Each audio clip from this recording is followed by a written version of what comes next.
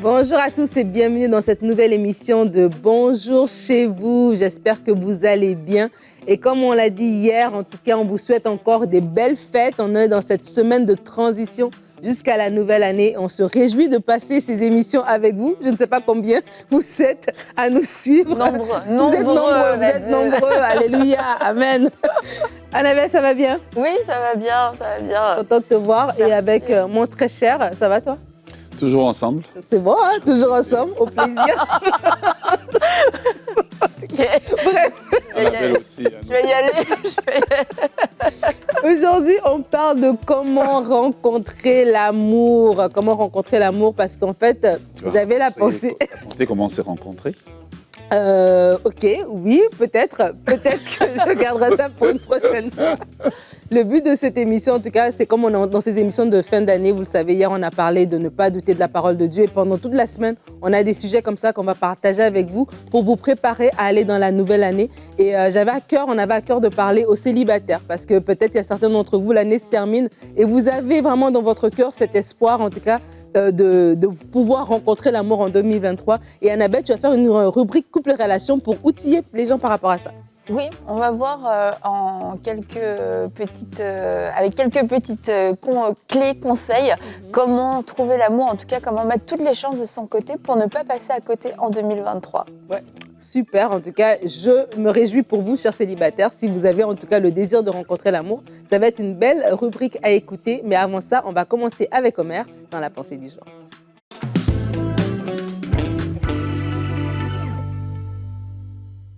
Je commence aujourd'hui par vous dire dans Jérémie chapitre 31, le verset 3, Dieu dit une phrase tellement merveilleuse. La Bible dit « De loin, l'Éternel se montre à moi.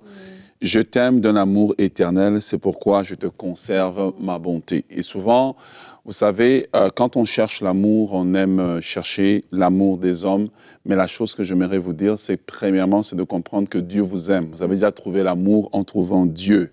Il vous aime d'un amour éternel. Et lorsqu'on fait le parcours de notre vie, on va être parfois déçus par des gens qui nous ont dit qu'ils nous aimaient, mais on se rend compte en fait qu'ils aimaient peut-être notre argent, ils aimaient peut-être quelque chose, ils nous aimaient parce qu'on avait un certain poids, ils nous aimaient parce qu'on avait une certaine somme d'argent, mais l'amour qui reste d'abord certain, c'est l'amour de Dieu. Dieu nous dit, je t'aime d'un amour éternel, je t'aime tel que tu es, je t'aime malgré tes manquements, je ne regarde pas à tes manquements, mais je t'aime. Et ça, c'est la chose sur laquelle j'aimerais que vous puissiez vous fonder aujourd'hui. Parce que quand l'amour de Dieu n'est pas bien assis dans notre vie, toute autre forme d'amour ne prendra pas bien racine en nous. Quand l'amour de Dieu n'est pas bien assis en nous, quand on ne ressent pas l'amour de Dieu, les autres amours, ce n'est que des amours éphémères. Évidemment, je prie que tu rencontres l'amour, mais le véritable amour qui est maintenant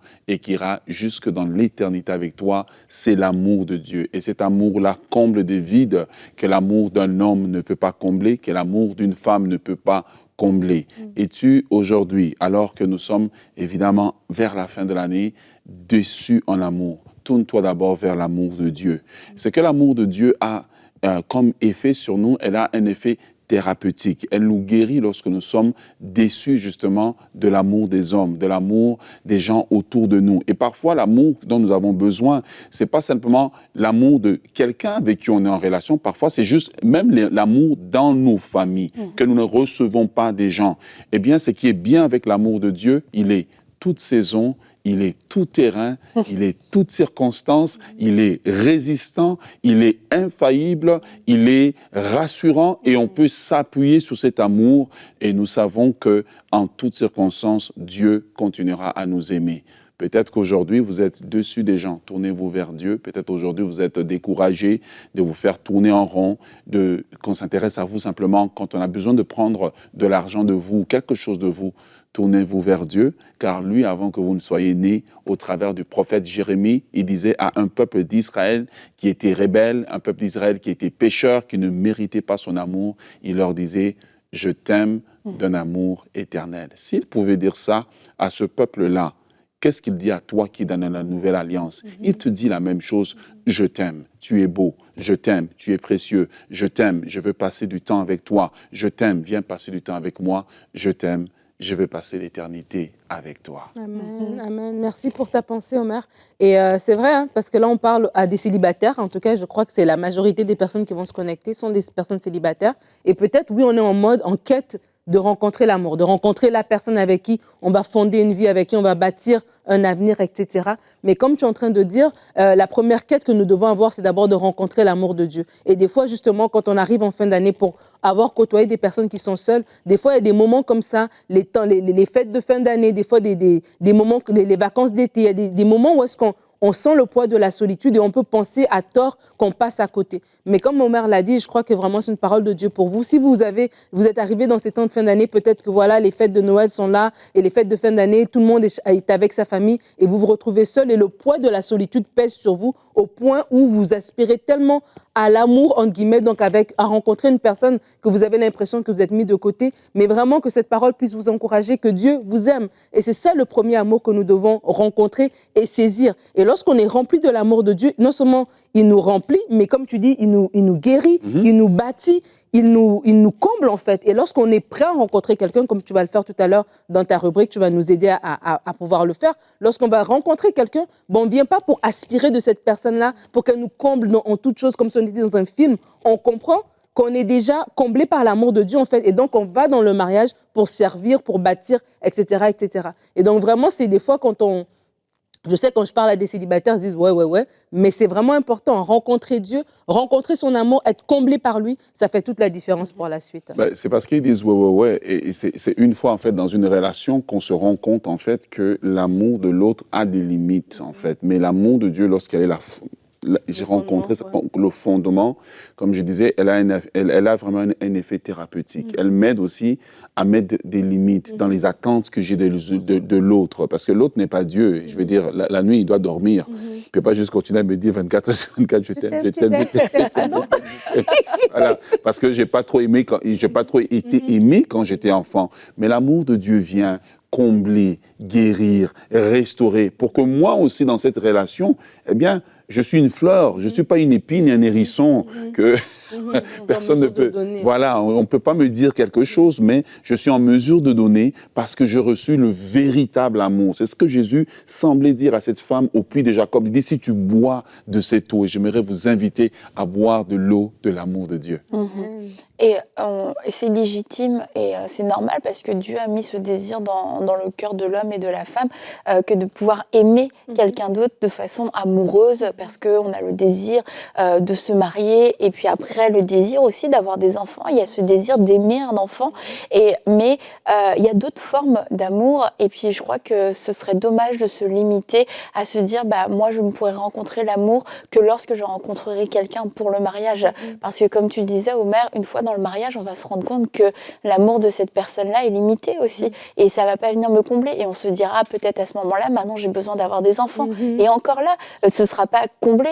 Et on a des familles, on a nos enfants, mais moi j'ai besoin de l'amour, de d'autres amours. J'ai besoin de l'amour de Dieu, j'ai besoin de l'amour de ma famille, j'ai besoin de l'amour de mes amis. Et c'est des amours qui existent et qui sont disponibles. C'est sûr, ce n'est pas l'amour dans un couple. Et ça ne veut pas dire qu'il faut faire un choix, mais ça veut dire qu'aujourd'hui, si vous n'êtes pas en couple, eh bien vous pouvez aimer et être aimé par d'autres personnes et que dans la saison dans laquelle vous êtes, à cause de la grâce de Dieu, eh bien ce ne sera pas une source de tristesse, ce ne sera pas une source de manque, ce sera la grâce de Dieu qui vous porte dans cette saison fera que ces amours, ces relations d'amour sont suffisantes pour votre âme. Et je tiens à le dire, je ne suis pas en train de dire ces amours, etc.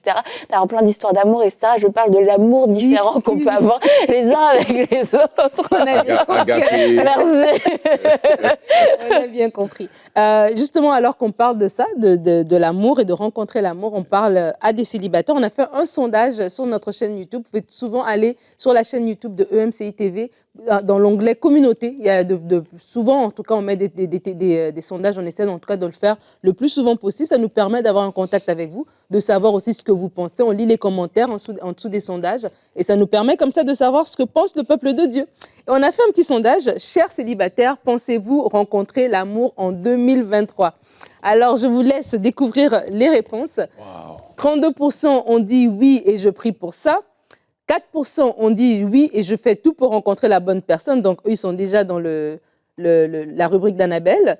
54% disent seulement si c'est la volonté de Dieu cette année. Donc 54% le disent, 8% disent je n'y pense pas et 3% disent je ne souhaite pas me marier. Donc ça m'a quand même interpellée comme réponse, comme résultat à ce sondage. Mais quand même on voit que la majorité des personnes souhaitent rencontrer l'amour en 2023, prient pour ça ou en tout cas se disent Seigneur vraiment si c'est ta volonté que ça se fasse. Moi, j'avais pas lu comme ça le sondage. Ah, toi, tu l'as pas lu comme ça, d'accord.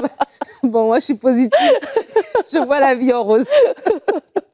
Mais bref, tout ça, ça veut dire qu'il y a un désir de rencontrer quelqu'un. Et comme Annabelle l'a dit, c'est tout à fait légitime. Mais après, il faut mettre le bon cadre pour s'assurer de rencontrer la bonne personne de la bonne manière, d'avoir les bonnes réactions. Et là, comme Omer l'a dit, si nous-mêmes, on est comblés par l'amour de Dieu, on est rempli, on sera déjà guéri et on sera prêt lorsqu'on va rencontrer cette personne à faire les bonnes choses, à ne pas être un hérisson, mais être une fleur avec cette personne. Mais comment de façon pratique, concrète, moi j'aime le concret, qu'est-ce qu'on peut faire pour rencontrer l'amour? Annabelle, je laisse la place.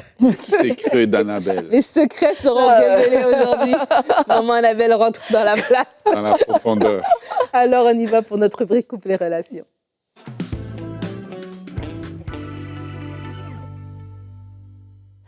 Si vous nous rejoignez maintenant, j'aimerais revenir sur le sondage qu'on vient de lire ensemble sur le plateau où 54% d'entre vous avaient dit que vous aimeriez rencontrer quelqu'un si c'est la volonté de Dieu. Et j'aimerais vous dire bravo de vouloir faire la volonté de Dieu.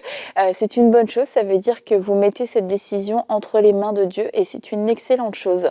Maintenant, je vous encouragerais, et c'est un peu le but de cette rubrique, à ne pas non plus vous fermer derrière un côté trop spirituel si c'est la volonté de Dieu et du coup de devenir quelqu'un de très passif. Si c'est la volonté de Dieu, écoute, je vais marcher et il y a quelqu'un qui va littéralement me tomber dans les bras quand je vais marcher, ça n'arrive pas. Ou si vous connaissez quelqu'un qui s'est arrivé, c'est la seule personne que vous connaîtrez à qui c'est arrivé. La plupart des gens se sont rencontrés alors qu'ils étaient en route, alors qu'ils allaient quelque part, bref, il y a eu une circonstance qui a fait qu'ils se sont rencontrés et c'était pas forcément comme il le pensait, comme il l'avait organisé, etc.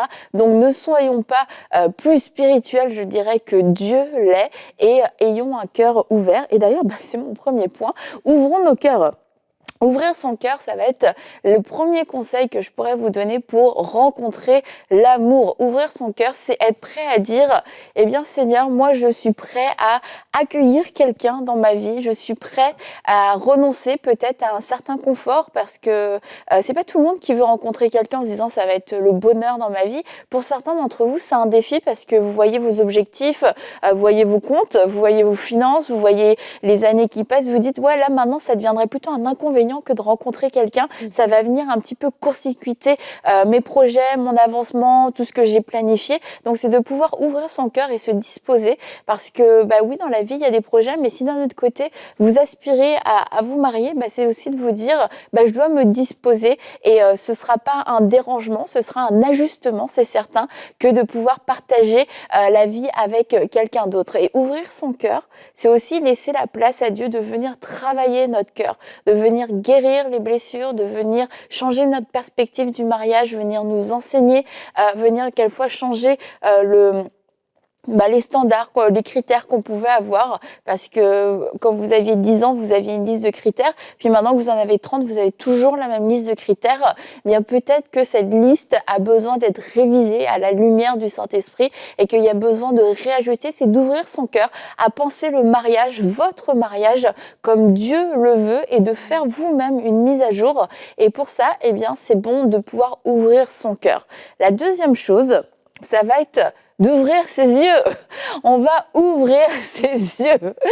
Ouvrons nos yeux avec... il y a deux aspects dans ouvrir ses yeux. C'est ouvrir ses yeux spirituels parce que la Bible nous dit que l'homme regarde à ce qui frappe les yeux et la femme aussi regarde à ce qui peut frapper les yeux. Et vous connaissez cette histoire dans Samuel quand justement Samuel va chercher le prochain homme à oindre. Forcément, le grand grand, le beau, le fort, il se dit c'est lui. Et peut-être que vous, lorsque vous ouvrez vos yeux, le grand, le beau, le fort, eh bien c'est forcément lui. Mais lui, il vous calcule pas, il y a aucun espoir avec lui. C'est quelqu'un avec qui vous vous entendez même pas, mais parce que vous restez fixé sur ça, eh bien à juste des choses qui frappent le regard, vous vous limitez dans votre discernement, vous vous limitez dans le choix que Dieu pourrait vous laisser faire parce que vous regardez juste à ce qui frappe les yeux, que ce soit du physique, que ce soit une position, que ce soit un salaire aussi, que ce soit une position ministérielle, que ce soit un talent, un don. Laissez demander à Dieu de vous ouvrir vos yeux spirituels pour ne pas regarder juste à ce qui frappe les yeux. Et tu parles d'ouvrir son cœur, j'en profite pendant que tu lis. Là, je parlais d'ouvrir ses yeux, mais... D'ouvrir ses yeux, pardon. Tu as vu que je suis attentivement. Mais c'est vrai ce que tu es en train de dire. Et petite parenthèse, parce qu'Omer, tout à l'heure, au début de l'émission, il disait de dire comment on s'est rencontrés. Mais en fait, Omer et moi, on se connaissait déjà. On était dans la même église. On a grandi dans la même église. Mais c'est comme à un moment donné, j'ai grandi, voilà. Et... parce que j'avais 13 ans, j'ai pris de l'âge et de la beauté, je me suis embellie. Mais ce que je veux dire, il n'y a pas beaucoup de centimètres. Waouh. Ok, on va, d'accord, ouais. Mais ce que je veux dire, c'est très, très sérieux ce que je veux dire, c'est que des fois, on doit ouvrir nos yeux parce que la personne, elle est déjà là, en fait. Elle est dans notre environnement. C'est mon point, là. Ah, excuse-moi. Mais vas-y, maintenant, c'est un bon exemple, dis pour toi. Ouais, mais c'est ça, parce que pour Omer et moi, on était dans la même église, on se voyait, c'était le grand frère de mon ami, etc. Moi, j'étais la petite, voilà, qui courait un petit peu. Et c'est comme à un moment donné, les années ont passé et on peut penser que les années passent, ça devient, on est dans la familiarité, on se connaît. Et il y a des gens qui vont dire, tu vas leur dire, elle veut quelqu'un, tel frère, oh mais c'est mon frère en Christ. C'est pas ton frère. Vous n'avez pas le même sang, c'est pas ton frère biologique, c'est ton frère dans le Seigneur. Donc ça veut dire que voilà, il peut être un mari, c'est vrai. Et des fois, nos yeux doivent tout simplement s'ouvrir. Des fois, la femme qu'on cherche, elle est là dans l'église. Mais peut-être parce qu'on la voit tous les jours, on la voit à chaque réunion, on la calcule pas. Et c'est comme à un moment donné, c'est Dieu qui le fait en fait. C'est comme à un moment donné, le regard s'ouvre et tu considères l'autre plus comme un frère. Il y a vraiment des sentiments qui naissent et Dieu le fait. Donc vraiment, c'est un encouragement pour dire que la personne, elle n'est pas obligée de venir des États-Unis, du Canada, d'ailleurs. Elle est peut-être là, dans votre petite église, dans votre petit village. Elle est déjà là, elle est devant vous, en fait. Et ben, c'est exactement ça, c'était ça, exactement mon point, Nadine. C'était d'ouvrir nos yeux aussi sur les personnes qui sont déjà autour de nous parce que, justement, on a un regard sur ces gens comme les gens qui avaient grandi avec Jésus. Oh, bah, c'est pas lui, le fils de Joseph, etc. Et on peut passer à côté de quelqu'un qui a grandi. Peut-être que le petit boutonneux d'il y a 10 ans, il est devenu un petit peu plus grand et un petit peu moins boutonneux. Peut-être que c'est ça, l'amie de ma sœur finalement qui était sa copine avec qui elle jouait aux poupées, maintenant c'est devenu une femme. On a juste 3 ans de différence, mais à l'époque 3 ans c'était énorme.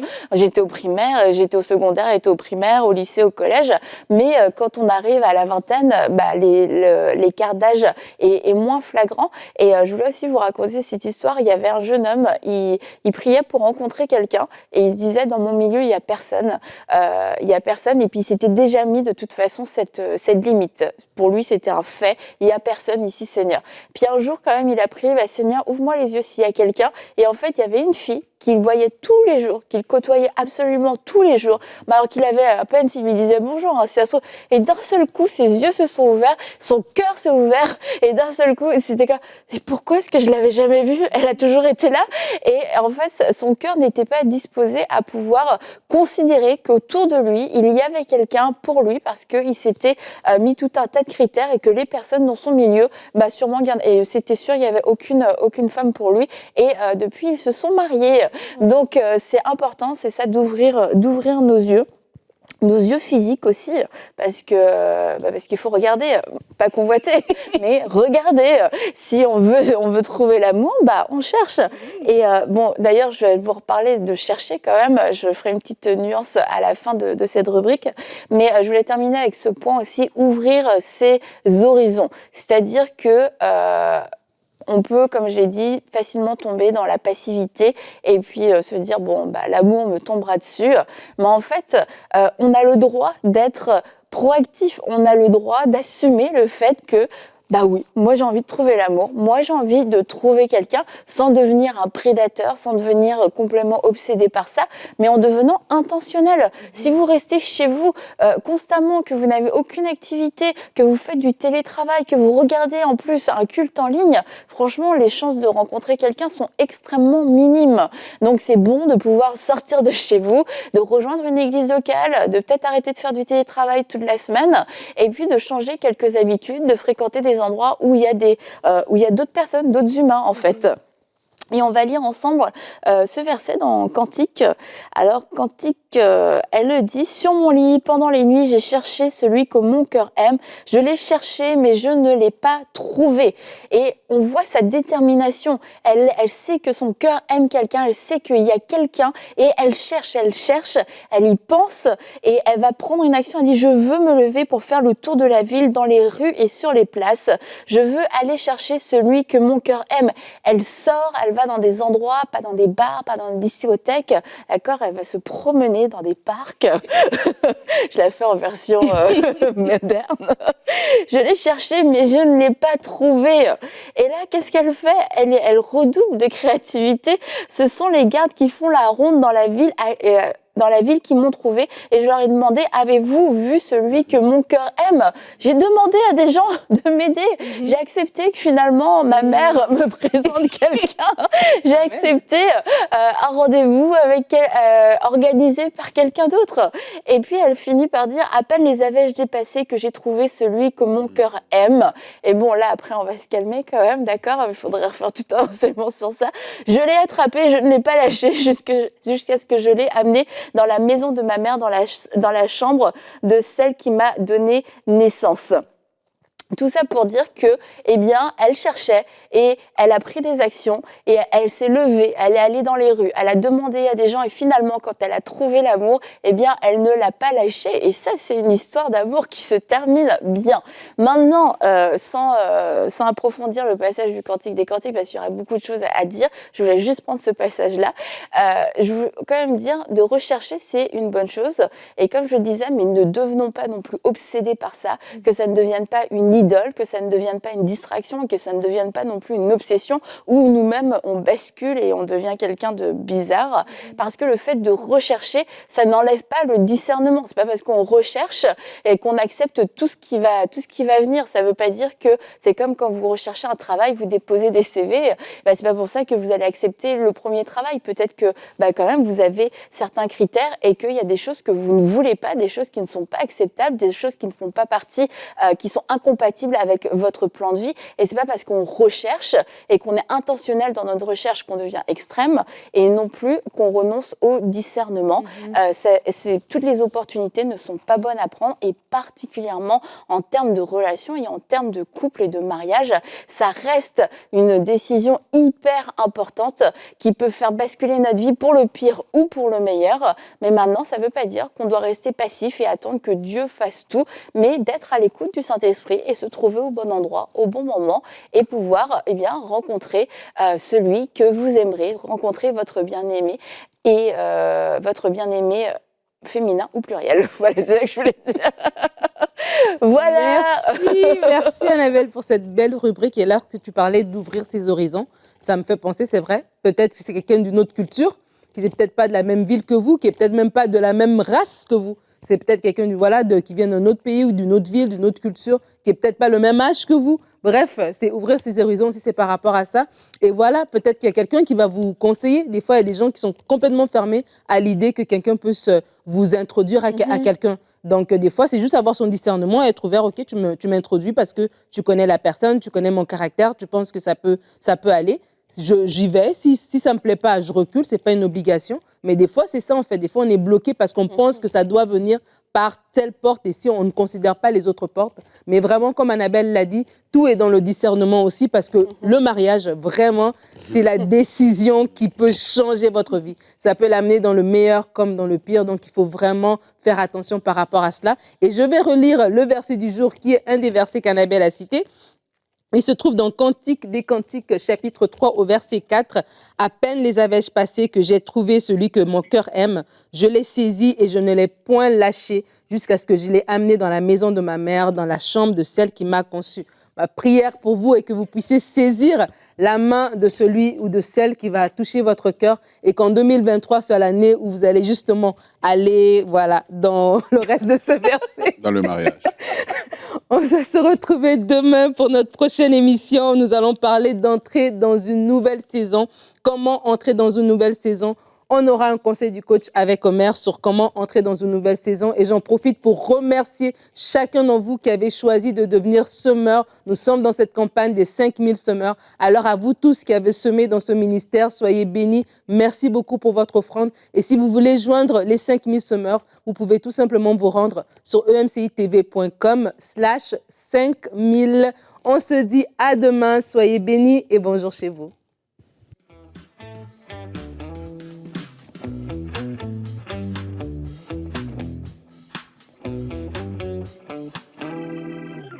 Je me réjouis de la sortie de l'application Ma Bible parce que voyez-vous, étant moi-même maman de 3 adolescents, je comprends l'importance à ce que mes adolescents puissent grandir dans les voies du Seigneur. Et l'application Ma Bible va pouvoir permettre à cela. Aujourd'hui, nous sommes dans une génération où le monde veut proposer autre chose à nos adolescents. Le monde veut attirer leur attention dans des choses qui ne valorisent pas, qui ne glorifient pas le Seigneur. Mais l'application Ma Bible va pouvoir leur permettre de découvrir la parole de Dieu. Avec simplicité, ils vont pouvoir se l'approprier. Avec simplicité, ils vont pouvoir aussi la personnaliser selon leur goût. Alors, chers parents, je sais que votre prière est comme la mienne et que nos enfants grandissent dans les voies du Seigneur, que nos enfants soient préservés des choses du monde. Alors aujourd'hui, je vous invite à rejoindre les 5000 semeurs et participer à la sortie de l'application Ma Bible.